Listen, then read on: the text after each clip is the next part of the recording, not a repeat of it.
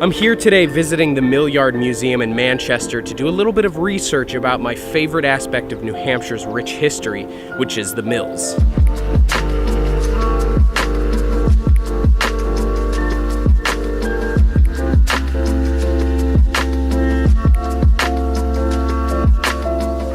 Operated by the Manchester Historic Association, the Millyard Museum is housed in Mill Number 3 of the historic Amoskeag Millyard. The museum tells the story of Manchester and the people who lived here over an 11,000-year period, starting with the native peoples who fished the falls and moving to early farmers before the dawn of the industrial boom.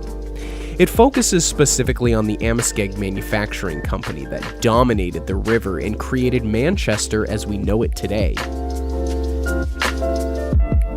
This display is telling an interesting story about how in 1891, Mill Number 7 had a 2-story high spin wheel that had gained such a fast revolution of 61 times per minute that it actually ripped through the wall and killed several people.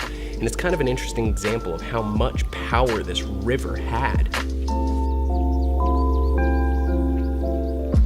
My favorite thing to think about is the fact that this whole town was dedicated to a factory. Everybody got up and went to work at the same time, dictated by bells, and they worked the same amount of hours, took their lunch at the same time.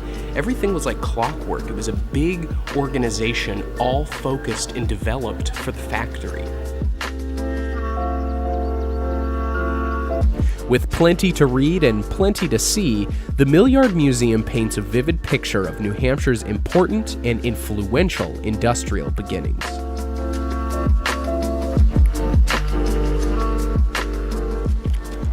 You know, I really can't recommend enough visiting the Millyard Museum because the Amoskeag Manufacturing Company was such a vital, important part to what made New Hampshire even relevant and why any of us really ever live here.